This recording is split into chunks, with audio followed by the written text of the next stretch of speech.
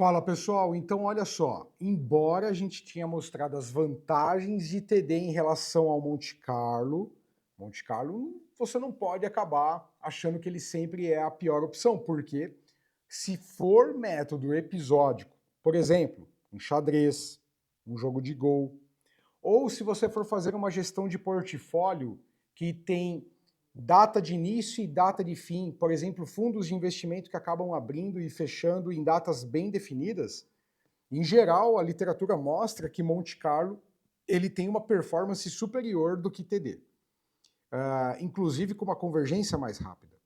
Agora, para as outras situações não episódicas, TD tende a ser bem melhor. E aqui tem um caso que a gente consegue mostrar a convergência mais rápida de TD, embora Monte Carlo também seja uma solução robusta.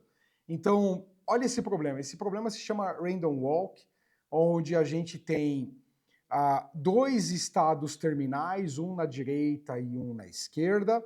Você tem o seu agente acordando sempre no estado C, e tem uma questão, a gente está falando aqui de um Markov Reward Process e não de um MDP, que é um Markov Decision Process. No Markov Decision Process, que é o que a gente tem visto até agora, ele toma a decisão.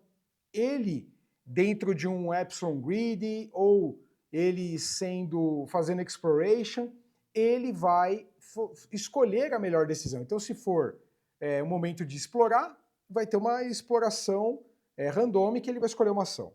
Se for exploitation, ele vai fazer o grid do exploitation e vai escolher uma ação. Tá? Então, no Markov Reward Process, não. No Reward Process, a gente tem o agente apenas seguindo a probabilidade. Então é assim, ele joga a moedinha para cima e literalmente decide para que lado ele vai, tá? Basicamente é isso, ele não vai escolher a quem vai fazer ele andar, é a probabilidade. E aqui, quando você olha aqui, né, você tem esses 5 estados e a gente se pergunta qual é a probabilidade de chegar nesse estado. Lembrando que nós temos quantas transições? 1, 2, 3, 4, 5, 6. Então, se você viesse daqui para cá, né, você teria 6 steps, então as probabilidades a gente contabiliza como 1/6 para o estado A, 2/6 para o estado B, que é o que está aqui, ó. 3/6, que é justamente meio, 4/6 para o D, 5/6 para o E, tá? Essas são as probabilidades de vencer, de ganhar o reward no estado terminal da direita, tá? A partir do momento que ele está aqui. Então, quanto mais perto daqui, é claro que a probabilidade aumenta de você ganhar para cá, né? De você vir para cá e ganhar a recompensa.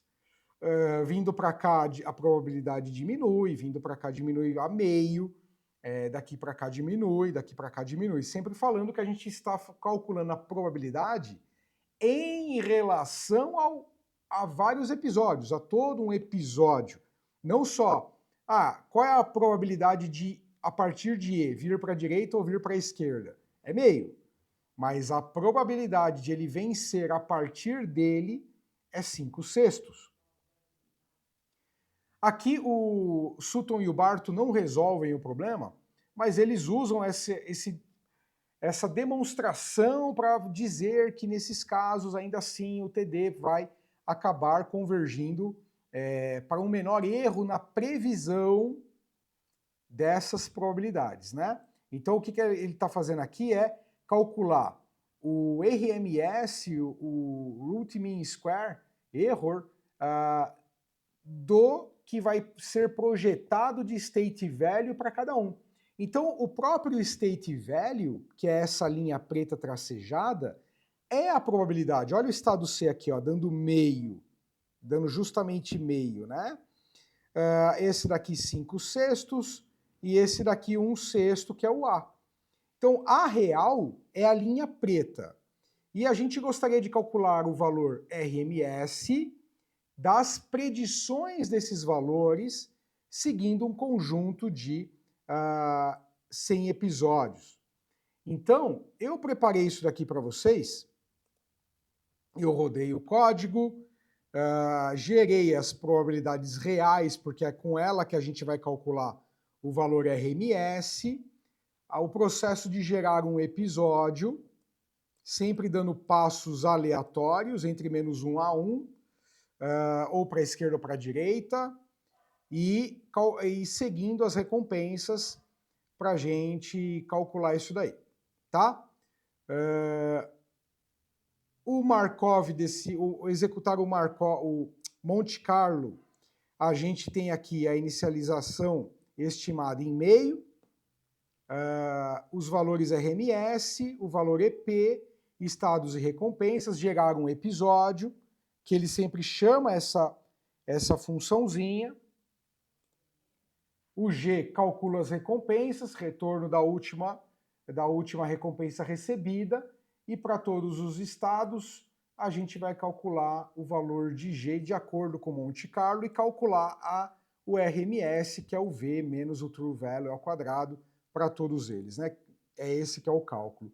E o TD, a gente vai seguir exatamente como manda, fazendo ele step by step. Aqui era episódico, aqui a cada step, passo, próximo passo ele tenta prever o valor do alvo, e aí ele vai, se maior do que 4, claro, está perto da recompensa, né?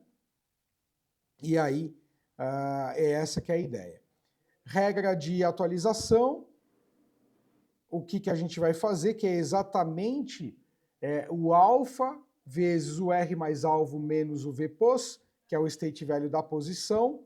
O alvo é o valor que você tem para calcular a recompensa de cada um dos pontos, a probabilidade, e aí aqui ele também calcula o valor RMS. Então, a gente tem os dois métodos, um é o TD0, tabular, o outro é o Monte Carlo, e aqui simplesmente a gente executa, sem episódios, eu guardei os valores para cada um deles, os alfas, para a gente testar. Esses alfas foram dados no livro, e eu vou testar com eles. A gente vai guardar aqui os valores acumulados, executaremos o Monte Carlo, executamos o TD0 e plotaremos, e está aqui o resultado, tá? Então você vê que todos os tracejados são Monte Carlo, todas as linhas contínuas são métodos TD, para os alfas. E você vê que, em geral, para todos os alfas, o TD acabou convergindo mais rápido nesse caso, onde é um processo de não tomada de decisão, mas apenas seguindo a recompensa de forma aleatória. E o espírito da coisa é quem preveu primeiro melhor os valores dos state value. Então, quem começou a prever primeiro foi os métodos, as variantes TD, usando esses alfas. Então, o alfa prevê mais rápido o valor de state value nesse caso aqui que ele pegou e mostrou. Então, essa é uma forma de você entender o que está acontecendo, né? Então, nesse caso, quando você vem fazer a análise, você entende que, de acordo com aquele que a gente fez no vídeo passado, no penúltimo vídeo, quando a gente falou da estimativa de tempo de chegada, esse step by step vai fazendo você se aproximar mais rápido. Aqui, o Monte Carlo, é claro que no final dos episódios, ele teria uma boa previsão, mas não se esqueça que ele é episódico, então vai ter que rodar os 100 episódios até chegar lá e melhorando essa previsão. E aqui no TD, não. Ele foi prevendo step por step para cada episódio. Então, em cada episódio, ele fez várias melhorias na sua estimativa. Enquanto o Monte Carlo tem que esperar terminar o episódio todo para fazer o cálculo. Então, é esse o espírito da coisa que está sendo demonstrado aqui, tá bom? Deixa o teu like, se inscreve e até a próxima, pessoal. Tchau, tchau.